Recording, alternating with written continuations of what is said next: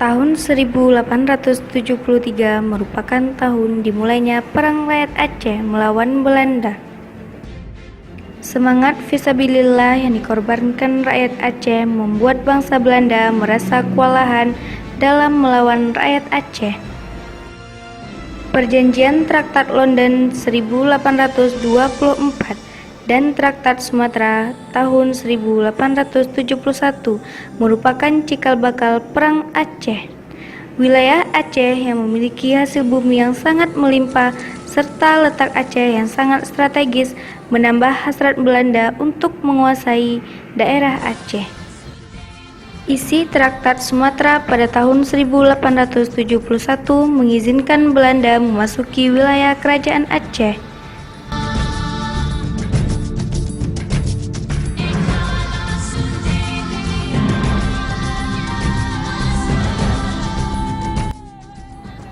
Surat pun dikirimkan Belanda kepada Sultan Aceh, namun Sultan tidak mengendahkan dan menyebabkan Belanda mengirimkan ultimatum perang ke Aceh pada tanggal 26 Maret 1873.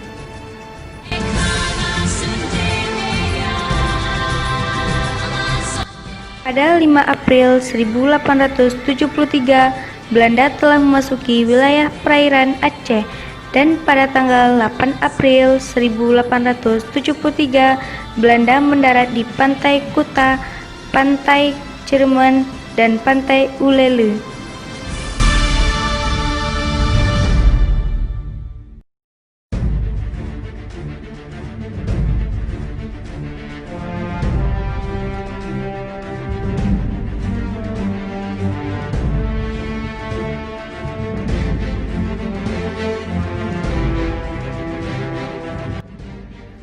.200 serdadu Belanda telah berada di Pantai Ulele pada tanggal 8 April 1873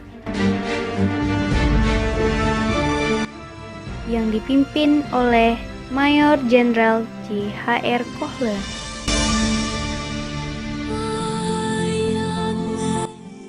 Kekuatan Belanda dalam agresi pertama ini terdiri dari berbagai pasukan, seperti 1 Detasmen Kavaleri, Batalion Kesatuan Barisan Madura, Barisan Meriam, Barisan Geni,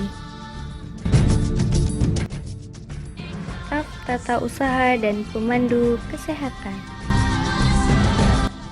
Mayor Jenderal Kohler yang dibantu oleh beberapa kolonel siap menyerang dan menduduki kerajaan Aceh.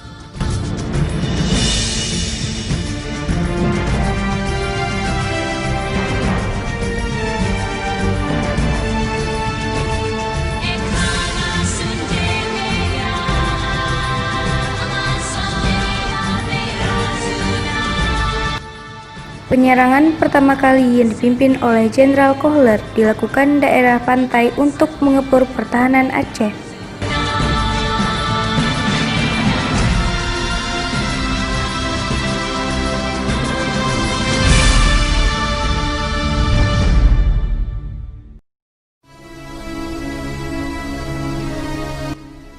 Perang terus berlanjut, semangat fisabilillah terus dikobarkan. Setelah pertahanan dilumpuhkan, rakyat Aceh menarik diri ke Masjid Raya. Belanda semakin memukul mundur rakyat Aceh dengan tembakan meriam menyerbu Masjid Raya sehingga terbakar.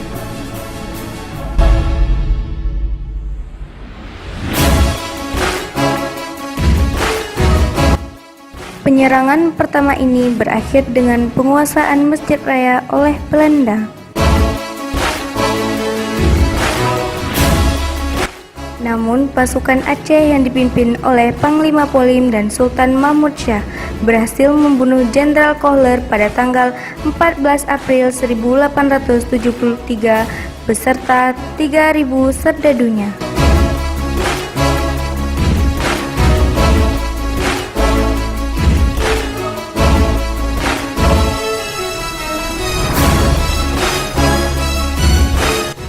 JH H.R. Kohler digantikan oleh Kolonel Van Dalen.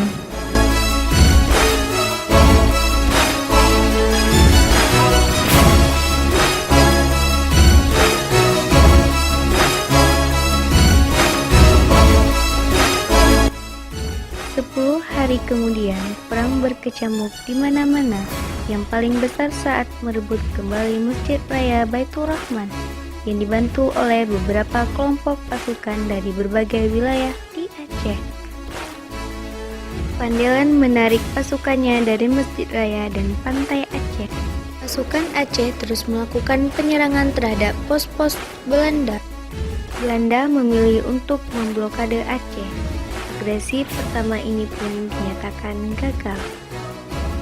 Pada tanggal 9 Desember 1873, Angkatan Militer Belanda yang berkekuatan 2 kali lipat dari agresi pertama, di bawah pimpinan Letnan Jenderal J. van Swieten, mendarat di Kampung Leu, dekat Kuala Giging, Aceh Besar.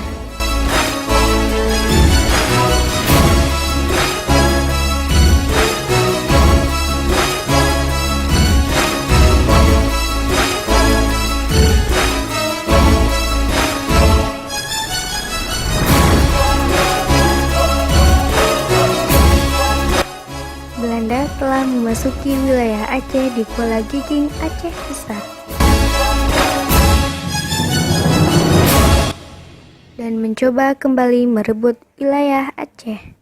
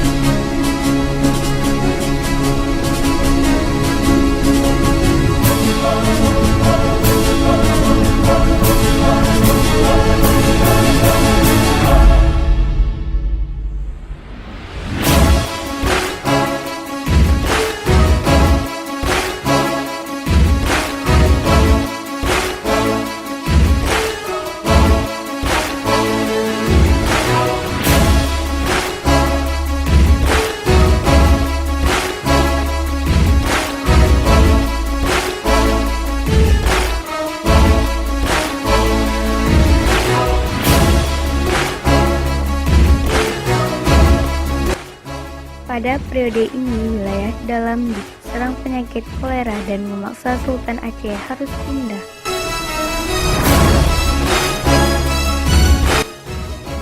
Pada tanggal 13 Januari 1874, Sultan mengundurkan diri ke Lumbata.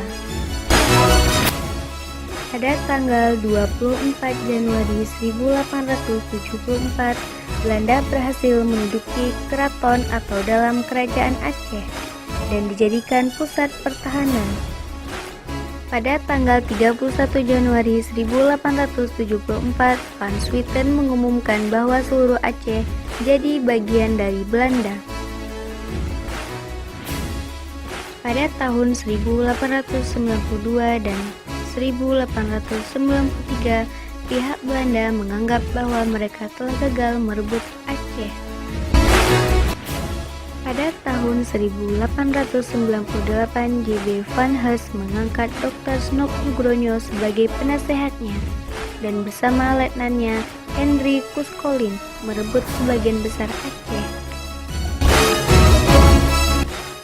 Dari semua agresi yang dilakukan dan dilancarkan oleh Belanda terhadap Aceh mengalami kegagalan.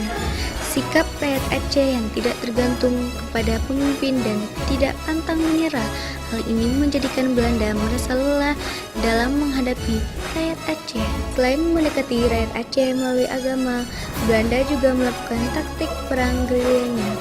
Taktik yang dilakukan Belanda berhasil menekan rakyat Aceh dan dapat menundukkan para pemimpin perang Aceh. Agresi ini berakhir dengan tertangkap dan menyerahnya pemimpin-pemimpin Aceh.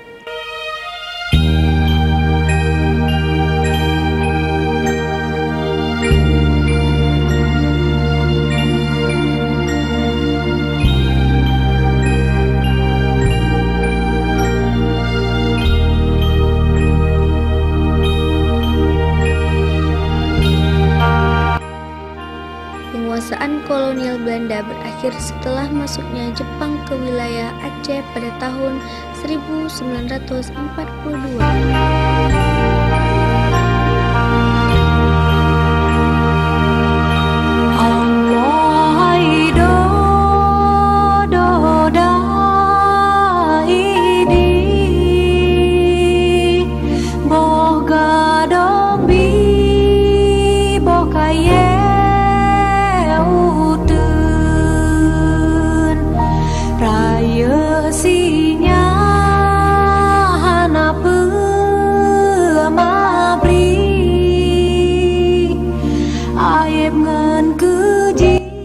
Sekitar 2.200 serdadu Belanda yang tewas selama perang melawan pejuang Aceh dimakamkan di sini.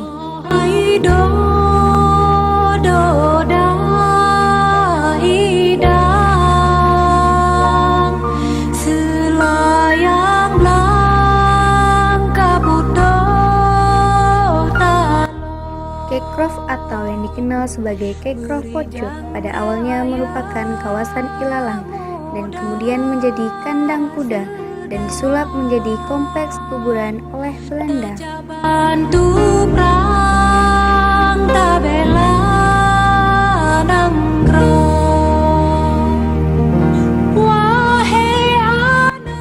Jauh sebelum dijadikan kuburan Belanda, di sini sudah terlebih dahulu ada makam Merah Pupo, putra mahkota Sultan Iskandar Muda, yang dihukum mati oleh Sultan Iskandar Muda karena melanggar hukum kerajaan kala itu. Dan di sini juga ada beberapa makam orang-orang terdekat Sultan.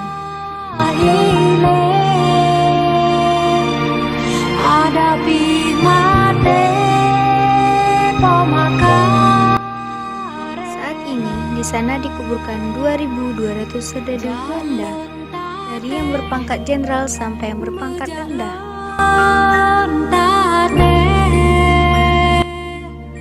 Jasad-jasad tersebut dikumpulkan dari daerah-daerah di seluruh Aceh.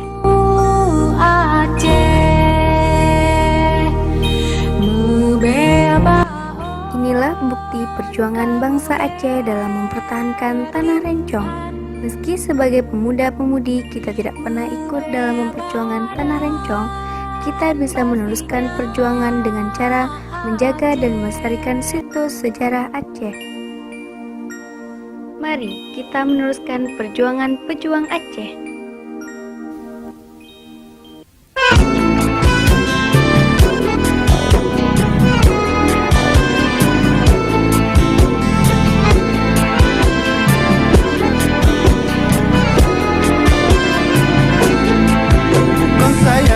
Panglima perang lepas kurang sang lawan gemida mencakra dalam kapai perang gede jemurang tanah Malaka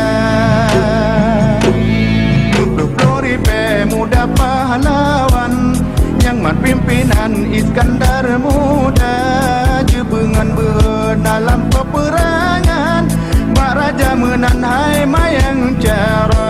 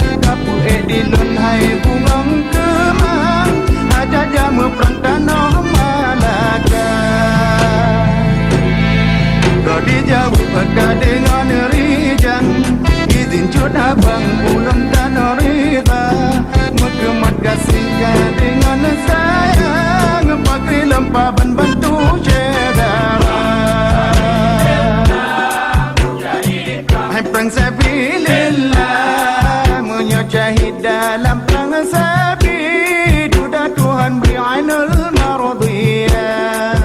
Hai perang sabilillah, hai perang sabilillah, menyajahid dalam perang sabi, duda Tuhan beri ainul maradiyah.